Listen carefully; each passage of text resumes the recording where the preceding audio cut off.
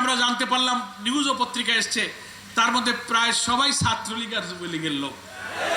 এখন কার সাইনবোর্ড, কার বেশ ব্যবহার করে পতিত স্বৈরাচার বিদেশ থেকে দেশে অরাজকতার জন্য এই ইসকনকে কাজে লাগিয়ে বাংলাদেশকে উগ্র জঙ্গিবাদী সাম্প্রদায়িক দাঙ্গা বাঁধাবার চেষ্টা করছে।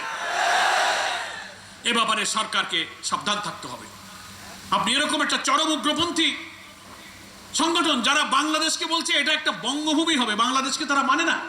ওই যে গ্রেফতার হয়েছে, কি নাম তার, চিন্ময় নাকি, চিন্ময়, তার ভিডিও বক্তব্য আছে। তারা বাংলাদেশের অখণ্ডতা মানে না। আর একটি দেশ থেকে চিন্ময়ের গ্রেফতারের ব্যাপারে একটি দেশের পররাষ্ট্র দপ্তর থেকে নিন্দা করা হয়েছে, কেন গ্রেফতার করা হলো? আপনি একটা দেশের মন্ত্রী, আমাদের দেশ স্বাধীন সার্বভৌম, কোন অপরাধে আমাদের দেশে কাকে গ্রেফতার করা হবে কি হবে না সেটা আমাদের সরকারের ব্যাপার। আপনি আভ্যন্তরীণ ব্যাপারে বারবার একটি দেশ আমাদের পররাষ্ট্রনীতি, আইন শৃঙ্খলা, রাজনীতি, অর্থনীতি, নির্বাচন যখন আসে ওই দেশের মন্ত্রীরা এসে বাধ্য করে অন্য দলকে দালালি করে নির্বাচনে কেউ না গেলেও তোমরা যাও, এই আওয়ামী ফ্যাসিবাদকে টিকিয়ে রাখার জন্য বারবার একটি ওই দেশের একটি দলের ষড়যন্ত্র বারবার আমরা দেখতে পাচ্ছি। আমরা, আমাদের কাছে কোনো দেশ এবং জনগণ শত্রু নয়, কিন্তু যে শাসক দল তারা দেশ পরিচালনা করছে তারাই আমাদের বিরুদ্ধে বারবার আমাদের সীমান্ত, আমাদের পানি সমস্যা, আমাদের কানেক্টিভিটি, আমাদের সংস্কৃতি, আমাদের রাজনীতি, আমাদের সরকার পরিবর্তনে নির্লজ্জভাবে তারা এখানে হস্তক্ষেপ করেছে, যেটা আন্তর্জাতিক মানবাধিকার সনদ, জেনেভা কনভেনশন, কূটনৈতিক শিষ্টাচারের পরিপন্থী। কেন ভারতে যে আমার 3 জন মুসলমানকে গুলি করে হত্যা করা হয়েছে মসজিদের হামলা করার প্রতিবাদ করতে গিয়ে, দেখেছেন পত্রিকায়? সেটার তো নিন্দা করেন না, তাদের তো গ্রেফতার করেন। আর এখানে রাষ্ট্রবিরোধী তৎপরতায় লিপ্ত থাকবে, প্রকাশ্য দিবালোকে কোর্ট চত্বরে একজন আইনজীবীকে হত্যা করা হবে, সেই হত্যাকারীদের গ্রেফতার করলে আপনি ওই দেশ থেকে বিবৃতি পাঠাবেন আপনাদেরকে আমরা বন্ধু মনে করি, কিন্তু এই আচরণ কিন্তু বন্ধুসুলভ আচরণ নয়।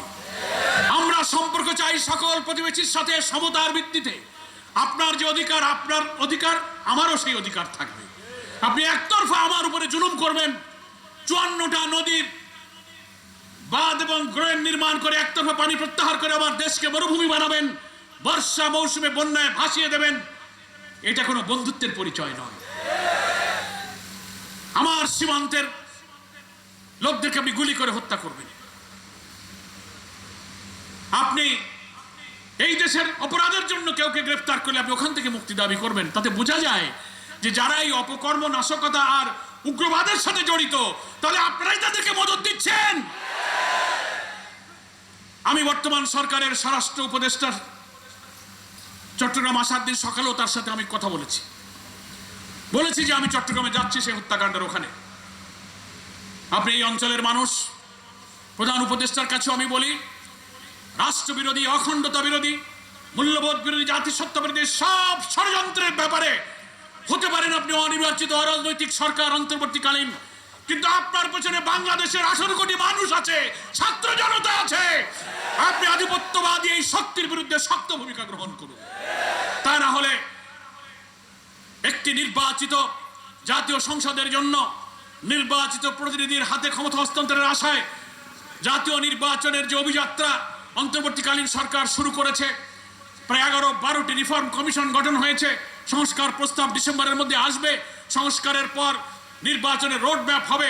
বারবার এক একটা ঘটনা ঘটিয়ে এসে রোডম্যাপের সামনে বাধার সৃষ্টি করা হচ্ছে। 5ই আগস্টের বিপ্লব হলো, তারপরে আপনি পাল্টা কূট চেষ্টা করলেন, কোর্টে জুডিশিয়াল কূট চেষ্টা, আনসার কাণ্ড, প্রশাসনে অরাজকতা তৈরি করা। 15 বছরে প্রশাসনের লোকদের দাবি দেওয়া হইচই শোনা গেল না। 15 বছরে আপনি যা পাননি, এই 2-3 মাসের সংসারের কাছে সারা দুনিয়ার দাবি নিয়ে আপনি বিশৃঙ্খলা সৃষ্টি করবেন, প্রধান উপদেষ্টার বাড়ি ঘেরাও করবেন। এটা তো বাইরের কোনো ইঙ্গিতে করা হচ্ছে। ফলে আমরা প্রধান উপদেষ্টা এবং অন্তর্বর্তীকালীন সরকারকে বলতে চাই, জামাত ইসলামী, ইসলামী ছাত্র শিবির, শ্রমিক কল্যাণ ফেডারেশন এবং বাংলাদেশের 18 কোটি মানুষ বৈষম্য বিরোধী ছাত্র আন্দোলনের আত্মদানকারী প্রায় 1800 ছাত্র জনতা, আহত 40,000, যাদের চোখের অশ্রু এখনো ফুরায় নাই, রক্তের দাগ মোছে নাই, এদের বেদনা, এদের কান্না নিয়ে এরাও একটি নতুন বাংলাদেশ বিনির্মাণে সুষ্ঠু নির্বাচনের লক্ষ্যে আপনাকে সাহায্য করতে প্রস্তুত আছে। আপনি কোনো বাইরের হুমকি এবং ষড়যন্ত্র থেকে তোয়াক্কা করবেন না। আপনার সঙ্গে জনগণ আছে।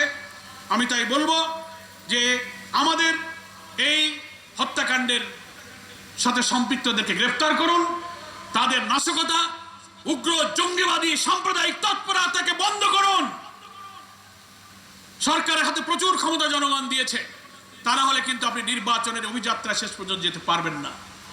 পরিশেষে আমি বলতে চাই, বাংলাদেশ শ্রমিক কল্যাণ ফেডারেশনের আমার প্রিয় কর্মী ভাই ও বোনেরা, যে পেশা, যে কর্মস্থল, যে মিল, যে ফ্যাক্টরি, যে সেক্টর থেকে আপনি এসেছেন, আজকের এই সম্মেলনের বার্তা আপনি আপনার কারখানায়, আপনার কর্মস্থলে সহকর্মীদের কাছে আপনি পৌঁছায় দেবেন। পৌঁছা দিতে রাজি আছেন তো? আমাদের সালাম জানাবেন। কারা কারা বলেন যে এত বড় সম্মেলন হয়েছে, আমাদের মুরব্বীদের করে যাওয়া কালেমার ভিত্তিতে ইসলামী শ্রমনীতি না হলে আমাদের মুক্তি হবে না।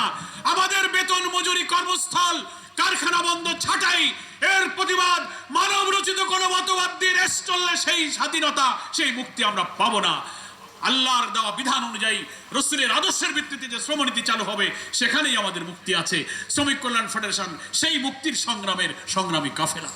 আপনাদের এই সম্মেলনের সফলতা কামনা করে নতুন নির্বাচিত নেতৃত্বের জন্য আল্লাহর কাছে দক্ষতা, সময়োপযোগী শক্তি, সামর্থ্য, বিচক্ষণতার জন্য দোয়া করে আগামী 2 বছরের বাংলাদেশ, একটি নতুন বাংলাদেশ নির্মাণে এই সম্মেলন একটি ঐতিহাসিক ভূমিকা রাখবে। আমরা জনগণ নতুন বাংলাদেশে আল্লাহর দ্বীনের ভিত্তিতে নতুন ভাবে দ্বীনের সৌন্দর্যের মধ্য দিয়ে এই বাংলার নির্যাতিত মানুষের মুক্তি আনবো। আমাদের সেই স্বপ্ন যেন আল্লাহ তাআলা পূরণ করেন। শ্রমিক কল্যাণ ফেডারেশনের মহানগরীর আজকের এই সম্মেলন সেই স্বপ্ন পূরণে সহায়তা করবে, নতুন পথের সূচনা করবে, নতুন সংগ্রামের সূচনা করবে। এই আশাবাদ ব্যক্ত করে আল্লাহর কাছে আমাদের সকলের পেছনের জীবনের অলসতা, গাফেলতি, ত্রুটি বিচ্যুতি, কাজ না করে অহেতুক ওজর দিয়ে ঘরে বসে থাকা, এই সব ভুলের জন্য আমরা আল্লাহর কাছে আজকে মাফ চাই। আল্লাহ, তুমি আমাদেরকে মাফ করে দাও। আগামী দিনে নতুন জীবন নিয়ে, নতুন উদ্দীপনায়, নতুন প্রেরণায়, নতুন বাংলাদেশ নির্মাণে আমরা যেন এগিয়ে যেতে পারি, আল্লাহ আমাদেরকে সে তৌফিক দান করুন। ওমা তৌফিক ইল্লা বিল্লাহ, হাযা মা ইনদি ওয়াল ইলমু ইনদাল্লাহ, আলাইহি তাওয়াক্কালতু ওয়া ইলাইহি উনীব। আসসালামু আলাইকুম ওয়া রাহমাতুল্লাহি ওয়া বারাকাতুহু।